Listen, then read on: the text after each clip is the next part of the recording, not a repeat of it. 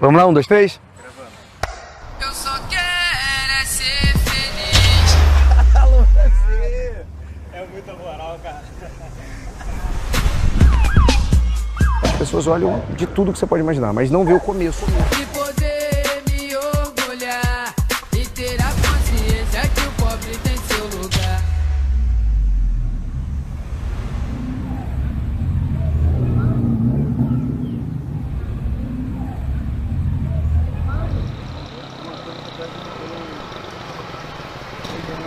É muito bom estar aqui porque eu me sinto em casa. A cidade não me comporta mais, né? Eu tô meio mundo. Eu penso muito grande, mas eu tenho um carinho muito especial e eu quero muito bem para a cidade, para as pessoas da cidade. Mas Matias tá.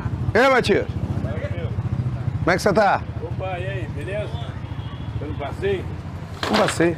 Tranquilo? Dominando a cidade ainda? Tranquilo. Vamos de bola. Por que a PM me colocou aqui? Colocou de castigo mesmo, porque ninguém queria ficar. O pior serviço é tomar conta dessa ponte. A minha função era para o caminhão de minério e faz o caminhão de minério voltar. Eu ficava estudando em pé. Então, basicamente, eu chegava aqui no bico da ponte, né? Eu encostava, porque aí eu conseguia ver dali, ver de lá. O pessoal que vinha da ponte, e eu ficava com o livro na mão. Aí teve um episódio que foi bacana, que foi um dia que eu queria comprar um livro e naquele dia eu não tinha dinheiro. Então o pai me deu o dinheiro, eu comprei lá na faculdade o livro de dia, tava no saco ainda, de direito administrativo. E eu tava estudando e não via a supervisão chegar, a supervisão de oficial chegar. Eu não reparei que a viatura chegou. Quando eu vi, ela chegou com o giroflex desligado e o tenente saiu meio desesperado ali, né? Eu peguei o livro e joguei aqui do lado do livro. E aí o tenente falou pra mim assim, não, você tava desatento na ponte, vou te recolher o batalhão. Eu falei com ele, tenente, tô desatento não, e eu não tava fazendo nada de errado. Ah, não, você tava lendo. Eu falei, eu não tava lendo não. Aí ele falou, é, né? Então aquele livro ali não é teu, não? Eu falei, não. Ele falou, então, aquilo ali é coisa achada, então não tem crime de coisa achada até 15 dias. Até brincou comigo, crime a prazo, você tá estudando, você sabe o que é.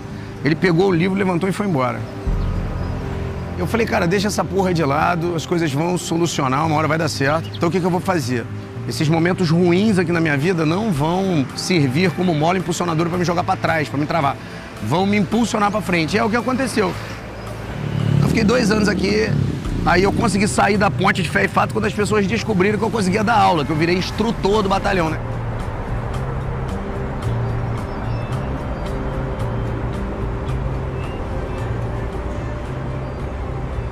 Era aqui que eu fiquei como instrutor. Eu fui instrutor das matérias de direito, na verdade. Então eu fazia um compilado de penal, processo penal, administrativo constitucional. Como eu já estava estudando muito, ficou muito fácil a didática. Então eu dava instrução para o curso de formação de sargento, curso de formação de cabo e curso de formação de soldado. E tem até umas fotos muito legais da época que eu guardo com carinho. Cadê você? Ah, não vou achar, pô, que absurdo aí. Claro que vai. Não vou nada. Aí eu tô aqui, ó. Eu tô aqui.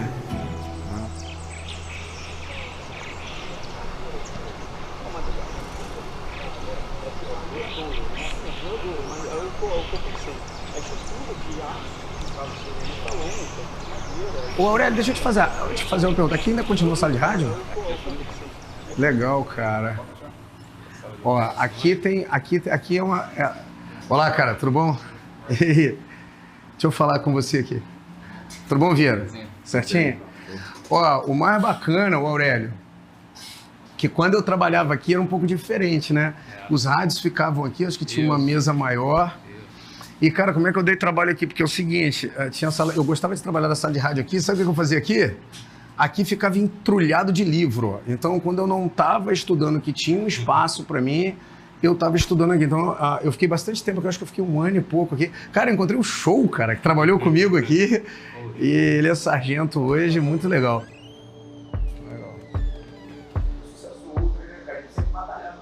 E aí, cara? Como é que você tá? Lembra de mim ainda? Prazer, lembra? Você me deu uma carona, rapaz. Eu saí recrutinha, já tava saindo de serviço aqui, se eu não me engano. A gente ali, pô, pedindo carona e tal. Aí você, pô, só não repara meu carro, tá com bagunça, com roupa, com os livros pra estudar legal, e tal. cara. Você já tava estudando pra, né? A gente tem acompanhado aí, às vezes assim, né? Tomou... mais distante, mas os colegas sempre falam, pô, o colega tá... Tomou uma tá em outra proporção... cidade, em outro estado, mas graças a Deus tá as coisas estão fluindo pra ele. Muito bacana. Pô, Show que de prazer bola. em revê-lo, cara. É um prazer meu, cara. Deu o meu telefone. Tudo bem? E aí, cara? Quanto tempo, Guedes? Quanto tempo? Legal, cara. É um prazer, cara. Obrigado. Fica com Deus. Obrigado. Legal. Ô, deixa eu te mostrar isso aqui.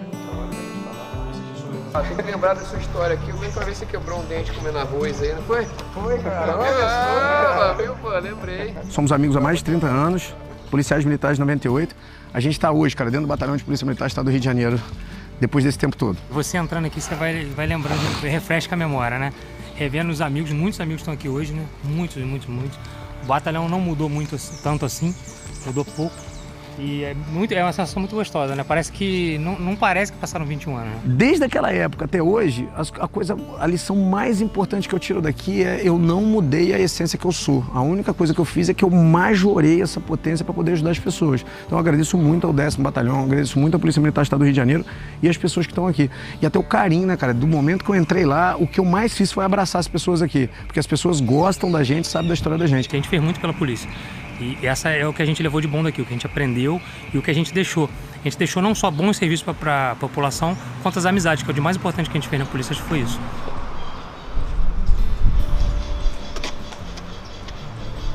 Cara, um abraço. Não. Trabalhei um bocado dessa guarda aí, cara. O Evandro Guedes sempre se demonstrou que seria uma pessoa bem sucedida, né? Tinha o foco, né? O que queria na vida, né? E, pô, não daria outro resultado, né? A não ser conquistar o que ele está conquistando hoje. Bom, eu conheci o Evandro, eu tinha mais ou menos 10 anos de idade, ele é um ano mais novo que eu. E eu conheci ele na escola. E depois disso, perdi um pouco o contato com ele na cidade, até saber quem era ele, mas não tinha tanta amizade, tanto contato. E quando eu fui fazer segundo grau, fizemos segundo grau juntos, aí sim, na mesma sala. Aí que eu passei a conhecer ele de verdade e a gente ficou amigo de fato, né? Aí eu passei a encontrar com ele na cidade, já conhecia ele, sempre que encontrava a gente conversava e tal. E fui reencontrá-lo em 98. Cheguei, fiz a prova escrita da Polícia Militar do Rio de Janeiro. Quando eu cheguei para fazer as outras fases, quem encontrei lá? O Evandro. Não sabia que ele ia fazer a prova. Tava ele lá também falando tudo. Eu não sabia nada de concurso, ele já sabia tudo, como é que era, o que tinha que fazer. E nós dois passamos em todas as fases, começamos a fazer o curso de soldado juntos, no 10º Batalhão em Barra do Piraí. Aí ali a gente fortaleceu a amizade. Depois que formamos, trabalhamos junto na viatura. Teve um tempo que eu trabalhei no serviço burocrático, eu puxei ele para trabalhar comigo, trabalhamos junto no serviço burocrático. Aí passamos a ter uma vida toda em comum.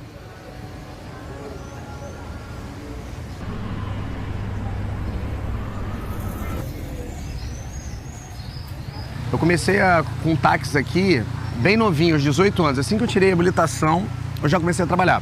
Nessa época, eu trabalhava na Metalúrgica Barra do Piraí, já tinha uns 2 anos, eu carregava caminhão. Então aqui, como meu pai tinha um ponto de táxi, meu pai já estava mais velho, o que eu fazia?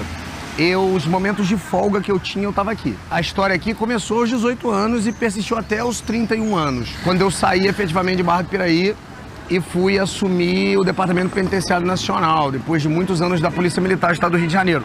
Eu ia para a faculdade de manhã, táxi à tarde, segurança, PM, saía da PM e ia direto para a faculdade. Chegava lá moído. Todo sábado que eu lembro da minha vida, desde o final de 99 até quando eu passei, era a academia do concurso público. Aí era bem complicado, porque eu tinha que trabalhar na sexta, no táxi. O dinheiro da sexta tinha que dar para eu dar um dinheiro pro colega da PM me render antes e ainda sobrar o dinheiro para a van. E muitas das vezes não sobrava dinheiro para comer lá no Rio, mas também era só comer alguma coisa antes de sair daqui e depois comer 10 horas na casa da mãe. Eu passava o dia inteiro estudando no sábado na academia do concurso, mas nunca reclamei. Em 2005, quando estava tudo muito ruim, né? Eu perdi minha casa em 2004 pela Caixa Econômica. 2005, eu tinha ficado reprovado no psico em 2004, 2005. Eu fui fazer o primeiro concurso do Departamento Penitenciário Nacional e meu pai capotou de carro, não consegui ir. E destruiu o carro, ele tinha um Gol bolinha, acabou o carro. E era o único fonte de renda. Você vê, eu falei tanto do táxi aqui, e era a fonte de renda do meu pai e a minha fonte de renda. A gente fez uma dívida que era impagável e eu trabalhei de manhã, de tarde, à noite, madrugada, num carro caindo aos pedaços, que era o Golzinho que eu tinha caindo aos pedaços, eu coloquei aqui e eu consegui pagar aquela dívida. E as pessoas perguntavam, Evandro, dá pra estudar? Não sei se dá pra reparar que a porta do carro tá aberta ali, ó, e o motorista tá sentado no carona. O que eu fazia? Eu ficava daquele jeito ali. Só que eu era o olho no peixe, outro no gato. Se meu pai chegasse e me pegasse estudando, ele me dava uma foda, o pai não entendia. Então isso aqui é parte da minha história, e a cidade é parte da minha história. E eu consegui me achar de verdade assim, sendo esse cara simples. Então o que eu fico é feliz de ver que as pessoas reconhecem que eu posso ajudar elas de alguma forma, né? Na minha vida teve vários momentos importantes, né? Um que eu cito que é uma coisa muito boba, mas pra mim foi muito importante, foi que na fase final de estudo dele, num ritmo muito acelerado, uma vez eu comprei um adesivo para adesivar a coluna do meio do meu carro. E ele encontrou comigo na rua, aquilo, o que você vai fazer? Eu falei, cara, eu vou adesivar a coluna do meu carro. Não vinha adesivada como é hoje, né? Não, deixa que eu faço para você, cara, tal. Eu já fiz, eu sei fazer. Aí ele começou a ver o dia que dava para ele ir na minha casa. Cara, não dava dia nenhum. Todos os dias dele eram preenchidos de manhã até de noite. Cara, sobrou um espacinho no domingo à tarde. Falei, cara, mas quando você vai lá em casa domingo à tarde fazer isso? Não, cara, eu vou. Falei, ok. Mas só que fiquei preparado já no domingo, tive que esperar até o domingo para adesivar. E para que ele, se ele não fosse eu fazer. Cara, quando deu na hora do almoço, ele chegou lá em casa. O olho cheio de sono, fez a adesivagem para mim, não ficou legal, não ficou bom, mas eu nunca tirei porque a boa vontade que ele teve de dispensar a única hora que ele tinha para ir lá em casa fazer aquilo para mim é que foi importante. Às vezes não é o que a pessoa faz, é o que o simboliza, né? A gente sente falta do acompanhamento, de quando a criança está andando, de quando a criança está começando a falar, sabe? De todo esse processo que muitas vezes eu passava sozinha com a Yasmin. Ele não presenciou muitas coisas, sabe? Mas era um processo, né, que hoje a gente tem os frutos por causa dessa dedicação e dessa ausência, né, que ele fazia naquela época. Durante todo esse processo do meu pai, a gente sempre esteve do lado dele, tanto a minha mãe quanto eu. A gente participou muito disso, de todos os estudos dele, de todo o tempo que ele não estava com a gente em casa, que ele estava trabalhando. Eu era muito pequena, mas eu lembro. Eu lembro que metade do tempo eu ficava com a minha mãe, por isso que a gente é muito ligada uma com a outra, por esse processo que a gente teve que passar juntas, que ele teve que se abdicar de muita coisa com a gente, desse convívio familiar, para fazer o nosso sonho se tornar realidade. E aí, cara? Como é que você tá, cara? E aí, você não fica velho, não? Porra, olha na minha cara, eu sempre fico. Valeu, cara. Valeu.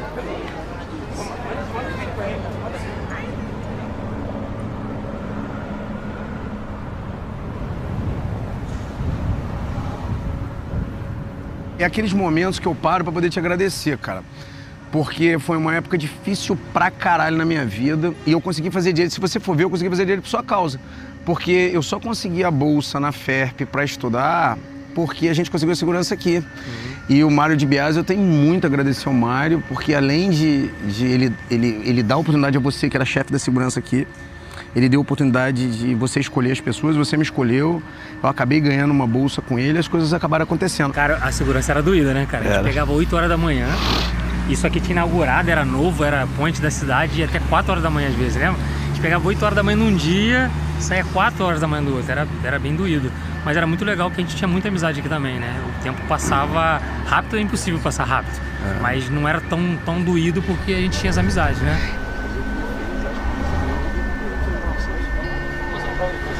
Cara, eu acho que dava 36 horas sem dormir que a gente ficava, né? Que a gente trabalhava na viatura num dia, a gente pegava na viatura 8 horas da noite. Ficava até 8 horas da manhã, vinha direto pra cá, até 4 horas da manhã do outro dia. Dá 36 horas, se eu não me engano, sem dormir. Isso direto, fora que você trabalhava em casa, alguma coisa. Chegava em casa, dificilmente você conseguia dormir, você sempre tem alguma coisa pra fazer. Mas direto, sem dormir, eram 36 horas direto que a gente ficava. Legal. Se não me engano, dá isso. Ó, e o que acabou dando isso? E eu não aconselho a ninguém fazer isso, né? Isso aí não é ato de heroísmo, não é nada. O que deu é eu saindo aqui na BR-393, é 393, né? Sim. É, 393. A ponte ali, eu tinha um cadete, não sei se você lembra, deu uma porrada de frente com o ônibus, meu cadete capotou, caiu em cima da rede elétrica. Sim, e foi um tombo de alguns metros. Você lembra dessa história? O que o policial falou com você? Ficou sentado, achou que você tinha morrido, né?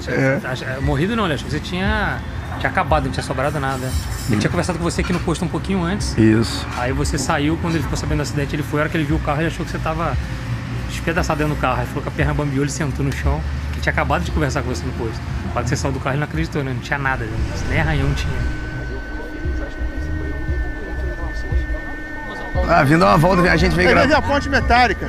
Vi, cara. Tem uma ponte aqui que ele gosta da ponte, cara. Ele conhece essa a altura e o diâmetro daquela ponte todinha, né? Sabe o que é legal? É que as amizades permanecem. Eu dei tanto abraço nos PM hoje que foi engraçado, né? E todo mundo... Não, tô nem claro, porque tinha bom revelho, cara. E bom ver que você tá na... Esse dia eu vi uma foto sua.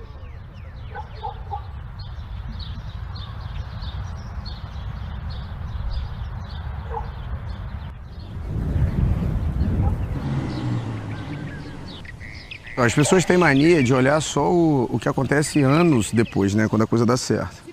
As pessoas olham as milhares de pessoas na fábrica de valores, ou olha só rede social, ou às vezes olha lá aquelas postagens que eu costumo dizer que a gente cria algumas coisas mais para motivar as pessoas, né? Que é olhar lá eu tirando foto do relógio com o logo da BMW, mas não vê o começo, que é onde as pessoas deveriam se espelhar de verdade, é no começo.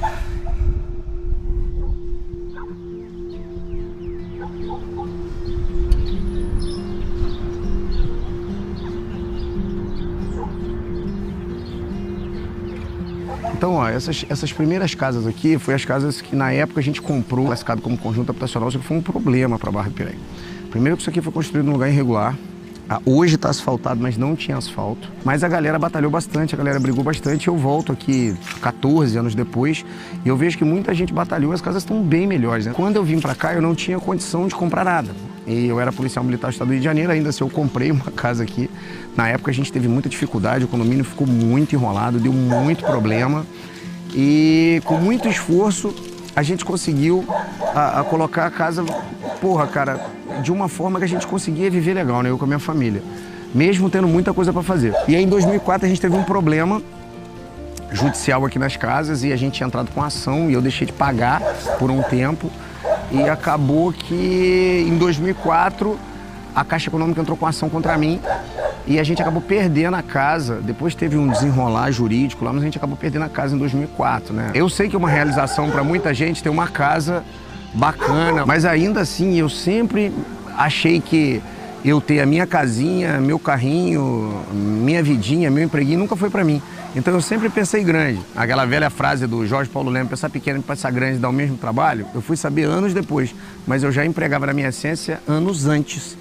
E eu nunca me conformei em estar aqui, apesar que eu tive momentos bons, eu não posso reclamar. Às vezes você mora num lugar que você não gosta, às vezes você está num lugar que você acha que não é seu, e você pode sim levantar a cabeça e seguir em frente. Agora tem que sofrer, galera. Sonhos grandes demoram, dão dor, suam, mas você chega lá. Eu cheguei lá, eu tenho certeza que qualquer um chega lá, basta acreditar. Ele sempre deixou tudo alinhado, sempre falou pra mim que ele deveria trabalhar, que ele ia ter que se abdicar por isso.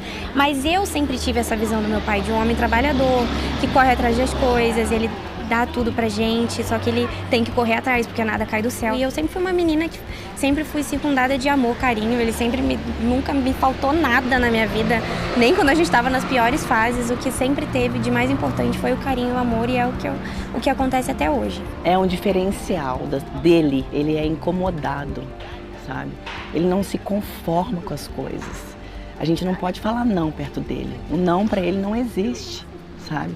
Porque ele era uma pessoa que poderia estar lá na mesma situação que muitos que estavam do lado dele estão lá do mesmo jeito, fazendo a mesma coisa, às vezes com as mesmas coisas, morando no mesmo lugar. E ele nunca se conformou com a realidade que ele tinha. Ele mudou a história dele através do trabalho dele, através de não se conformar com aquela situação que ele vivia.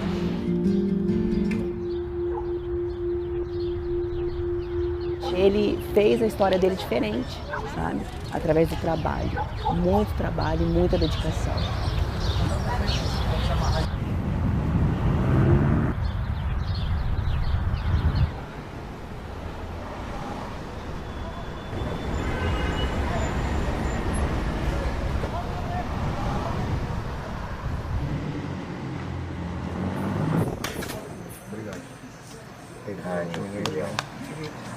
Gostou do pessoal? Muito. Viu a meninada minha? Fácil não, é? É, tudo meu menino aqui, ó. Vamos lá em cima na laje? Pera aí, pai. Segura aí, eu já volto. Deixa eu ir lá em cima, mãe. Sente a luz ali, sente a luz lá em cima. Você aguenta subir aqui? Vamos lá em cima. Aqui, ó, era o quartinho que eu estudava. A mãe... Agora eu costuro. A mãe costura aí, a mãe faz as coisas. Não, agora eu não costuro mais, né? É, mas por hobby você faz, né? Não, eu arrumo a roupa, a minha mãe é costureira desde... Desde que eu me casei, 50 anos atrás. 50 anos. E aí, aqui era o quarto que eu adotei pra estudar. Aí o que eu fazia? Simplesmente é impossível ficar aqui no verão. Muito calor. Muito calor, não dá. O que eu fiz, cara? Eu comprei aquelas placas de isopor, e eu fiz o forro de isopor. Então segurava um pouco a absorção de calor, o isopor, né? Mas, cara, botei com fita. E aí eu vim estudar. Aí como eu descia pra academia do concurso, isso 2000, 2001, eu comecei a ficar malandro aos sábados estudar, eu vinha pra cá, o pessoal não tinha dinheiro pra descer pro Rio. Então eu dava aula aqui. Chamava a galera, lembra? Entrou todo mundo pra Polícia Civil de 2001. Aqui dentro você dava aula? Aqui dentro juntou uns 5. Os 5 passaram. Foram pra Polícia Civil. E eu passei também. Eu só não assumi porque a PM... Eu tinha que largar a PM pra fazer o curso no Rio da Polícia Civil. E não era remunerado, então não tinha dinheiro. Aí entrou os garotos, eu falei, não é a Polícia Civil que eu quero, eu deixei. Mas eu estudava aqui.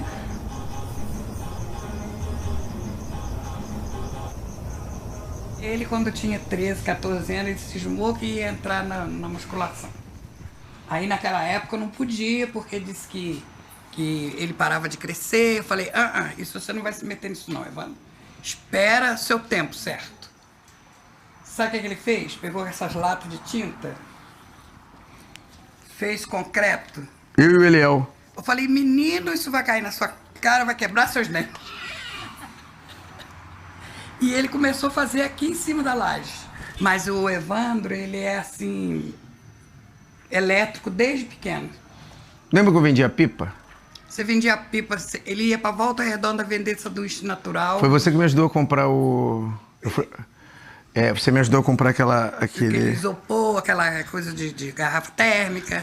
O segundo empreendimento. O primeiro foi vender pipa, o segundo foi vender sanduíche natural. Vendia pra cacete. Ele ia pra Volta Redonda, menino, com 13, 14 anos.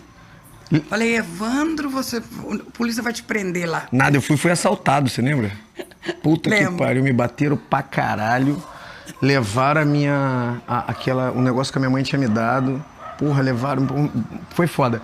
E cara, eu tô pra te falar que o start pra ser policial aconteceu nessa época, que eu fui assaltado lá. E eu fiquei, e assim, o que a gente fazia? Eu fazia eu tinha um Mário, o Beto Maluco aqui, e ele que me ensinou a fazer o sanduíche natural. Só que a cidade não comporta tanto. Ele falou, Evandro, eu te ensino a fazer o sanduíche, mas você não pode vender aqui. Você vende em Volta Redonda e o que você me vender, você me dá 5%, porque eu tô te ajudando a fazer. Então ele me ajudava a fazer tudo, me ensinou. Era assim, a gente comprava o pão, a maionese, o frango, você me ajudava a fazer. A gente fazia, tipo, 100 sanduíches naturais. Eu pegava o ônibus, aí tinha que ter o dinheiro das coisas que eu comprava, tinha o dinheiro do ônibus. Aí chegava lá, era fácil, porque o primeiro prédio que eu descia, vendia tudo, o sanduíche. Eu levasse 2 negócios, vendia tudo. Voltava, era só fazer a computação do dinheiro. Dava o dinheiro, a passagem de volta, o dinheiro que eu gastava e, tipo, sobrava, tipo, assim, 300%, cara, do negócio. E dava dinheiro. Eu só parei de fazer porque eu fui assaltado em Volta Redonda. Lembro, eu bem novinho, isso eu tinha uns 12 anos, mãe. O pai me colocou pra vender cartão de Natal na frente do táxi, numa loja de cartão de Natal. Foi a primeira vez que eu trabalhei. Eu gostava de ficar perto do pai ali, né? O pai ficava trabalhando no táxi e eu ficava vendendo cartão de Natal. Mas, ó, uma coisa ninguém pode reclamar. Não, uma coisa ninguém pode reclamar.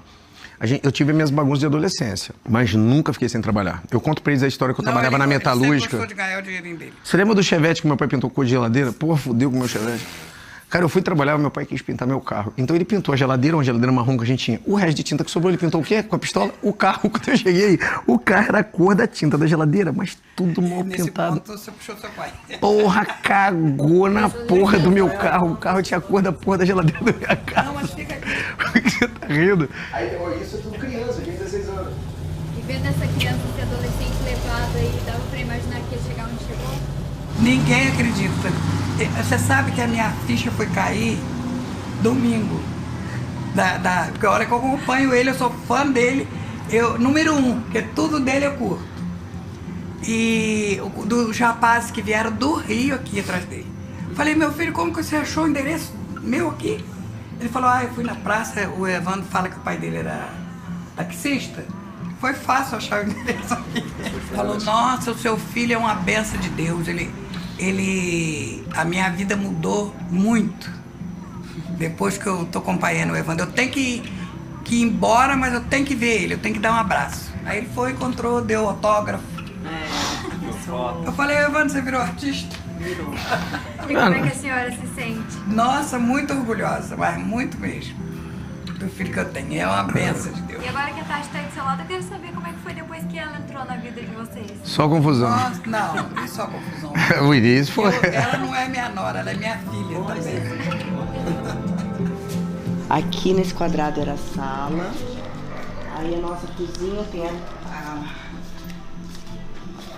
aqui era a cozinha. Aqui era o banheiro. Ainda é, né, o banheiro.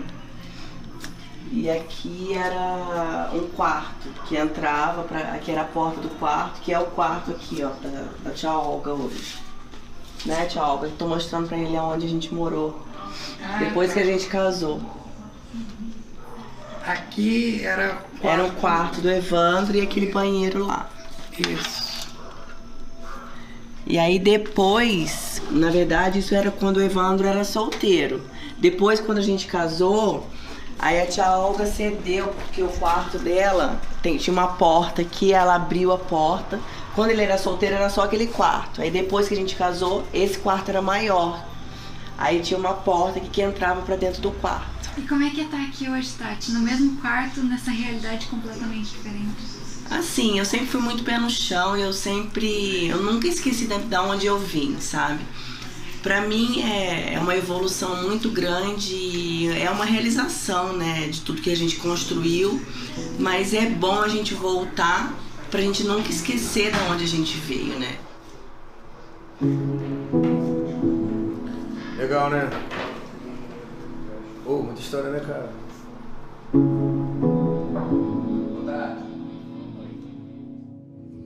O Evandro sempre foi um menino muito ambicioso, ele sempre quis ter o próprio dinheirinho dele. Ele com 11, 12 anos, ele fazia, a minha mãe fez sanduíche natural para ele vender. Ele vendia de porta em porta, vendia nas lojas, vendia na prefeitura onde eu trabalhava. Então isso foi muito assim, ele sempre foi de correr atrás das coisas dele, sabe?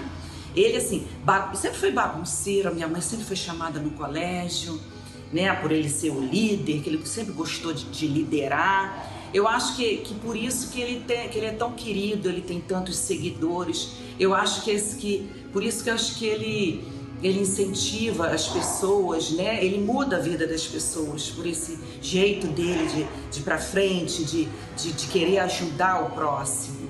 Eu trabalhava na central, né? Eu era maquinista na época. E nas horas de folga, eu ia pra praça. Aí o Evandro chegava lá, eu enchia o tanque de gasolina e falava, pode trabalhar à vontade aí. Você me dá o tanque cheio, o que você fizer é seu. Entendeu? Ele ficava lá o dia inteiro trabalhando lá, estudando, né? Às vezes eu falava com ele, Evandro, você fica estudando aí, você vai perder muitos passageiros aí. E ele trabalhava lá o dia inteiro. Aí ele saía dali. Você trabalhava na fundição, na metalúrgica naquela época? Na metalúrgica, porque eu já trabalhava na metalúrgica, aí eu tirei carteira. Aí quando eu tirei carteira, eu acumulei a metalúrgica com o táxi. Aí eu comecei a fazer faculdade, aí piorou tudo, que aí eu fazia faculdade lá em Barra Mansa. E no meio dessa confusão toda, eu abri um jornal um dia e eu tava lá, prova pra polícia militar. Eu falei, pô, cara, mas se eu falar pro meu pai que eu vou ser polícia, o pai vai fuder com tudo, né, cara? Porque a polícia militar na época era muito mal falada, né, pai? É. Não era, a polícia militar não era mal falada na época? Era muito mal falada. O Brasil ainda tinha aquela regra de muita corrupção, entendeu? E o meu pai não queria que eu entrasse de jeito nenhum. Aí eu peguei o jornal e falei, bem, o pai não quer que eu vou fazer escondido. A primeira prova eu consegui fazer escondido, de verdade. Porra, cara, tinha 5.000 vagas, deu 3.000 inscritos, eu consegui cair no psicotécnico. Mas é pra acabar o mundo. E na segunda prova, olha que merda, eu tava numa fase que eu tinha comprado umas motos, tinha dado umas coisas erradas e eu tava sem dinheiro na época. Aí eu tive que falar com o pai. Falei, pai, a parada é a seguinte, eu tenho que fazer a inscrição no concurso, hoje não tem dinheiro pra pagar a inscrição no último dia. Aí eu pedi ajuda do pai. O pai me ajudou, fiz a inscrição, fiz a prova, no final eles me deram apoio, né, cara? Eu não posso reclamar não, eles me deram bastante apoio. Aí eu entrei pra Polícia Militar.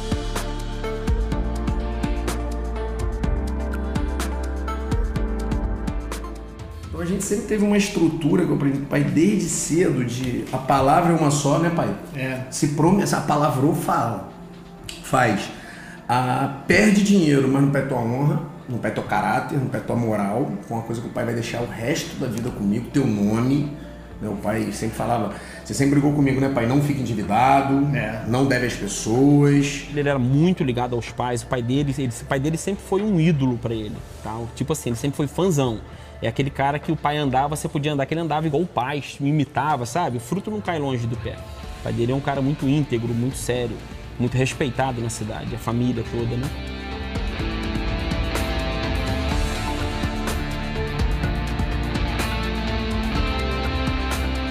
Quando ele conseguiu ser aprovado no DPEM, depois de todo esse sacrifício, né? E além de tudo, ele ficou por 2 pontos para a segunda turma. Eu lembro até hoje, ele chegou em casa gritando de alegria que o nome dele saiu lá e que ele finalmente foi chamado para vir fazer o curso de formação do DPEM Federal. Nossa, foi uma realização muito grande, sabe? Foi uma felicidade muito grande e ao mesmo tempo eu fiquei com um pouco de medo. Confesso a você, porque a gente morou a nossa vida inteira lá numa cidade do interior do estado do Rio de Janeiro, uma cidadezinha de 110 mil habitantes. Além de tudo, hoje ainda tem Fábrica de Valores, que é um outro projeto que ele toca, fora o Alfacom, que ele leva muitas pessoas em volta dele, que confiam na palavra dele, que na verdade eles buscam inspiração de mudança de vida através da mudança de vida dele, de que é possível, sabe? Com esse argumento forte e que ele é de verdade, que tudo antes dele falar, ele faz antes. E depois disso, cara, acabou que ele prestou concurso, me deu a notícia, pô, felizão, pô, Daniel, passei para acho que agente penitenciário federal, pô, vou para Cascavel. Com isso a gente perdeu o contato, né? Nos víamos às vezes que ele ia lá, ou então por telefone, ou Facebook e tal. Mas tinha uma dúvida, né? Será que ele é o mesmo? Cheguei aqui observando, pô, uma mega estrutura, né? Vi que o evento é um evento muito sério. Mas com aquele pequeno receio, será que o Evandro mudou, cara? Cara, o que eu posso resumir do Evandro é que, uma coisa que eu constatei aqui, tá? Que ele não perdeu as raízes, tá? É uma pessoa simples, humilde, embora tenha os objetivos dele. Deixou bem claro que ele não quer o dinheiro é necessário, mas ele deixou bem claro os valores morais, os valores que ele acredita. E o trabalho que ele está fazendo, cara, o que eu posso falar dele é que é um cara fantástico. E aumentou o meu respeito e minha admiração por ele.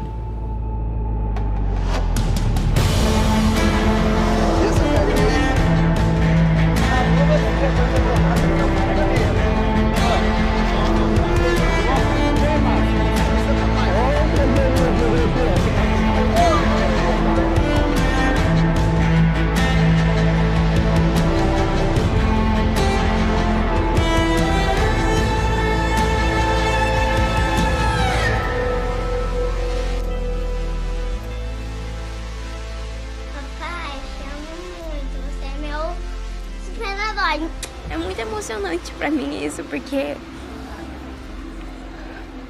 Poxa, eu trabalho na empresa do meu pai. Eu tenho alguém ali do meu lado, eu tenho uma escada ali pra me ajudar, pra me impulsionar. Tenho uma pessoa que quer me ajudar, quer me ver grande. Ele quer ver eu conquistando sozinha, crescendo sozinha. E isso me orgulha demais. E cada dia mais só aumenta meu amor, orgulho e admiração. E eu fico muito feliz de ter o nome Guedes no meu sobrenome. A gente precisa acreditar na pessoa que está do nosso lado, sabe? Eu não me vejo sem o Evandro.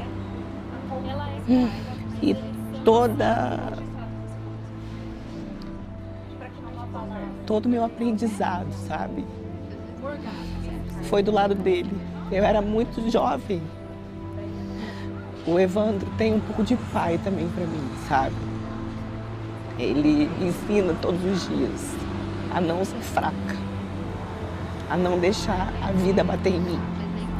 Que eu tenho que reagir a críticas e mostrar que tem uma história por trás de tudo isso, sabe? Que não é no estalar de dedos que a gente conquista um carro, sabe? Não é no estalar de dedos que a gente conquista os bens materiais que a gente tem hoje, sabe?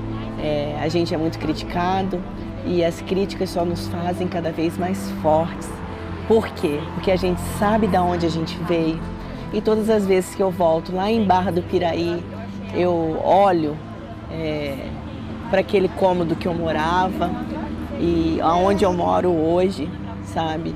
E dou muito valor a toda essa história, construída com muito trabalho. O Evandro representa para mim um ser que tem um coração assim que não cabe dentro do peito dele, sabe? Uma pessoa que, mesmo que é muito durão, ele tem um coração que não cabe dentro do peito dele. E muitas vezes ele não vê maldade nas pessoas, sabe? É isso que ele representa para mim. Uma pessoa assim muito pura, sabe? Que não vê maldade em nada e confia e acredita que toda pessoa pode ser tudo que ela quiser ser.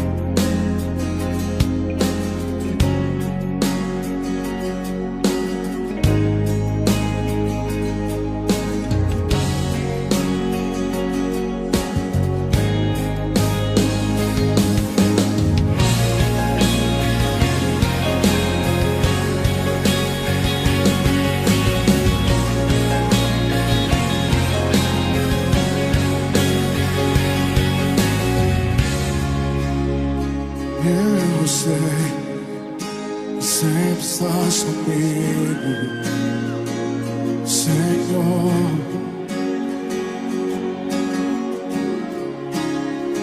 Também sei que nada acontece sem a tua vontade. Oh, oh. Mas preciso aprender a confiar em ti. Mas preciso aprender a descansar em ti. Tu és meu Senhor. Diga! Todas as coisas cooperam para o bem daqueles que te amam. Todas as coisas cooperam para o bem daqueles que te amam. Eu sei. Todas as coisas cooperam para o bem daqueles que te amam.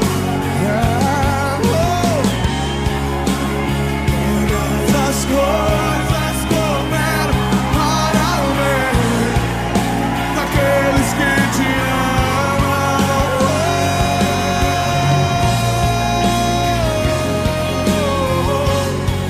Te amo, te amo, te amo. Cooperam para o bem. Te amo, te amo.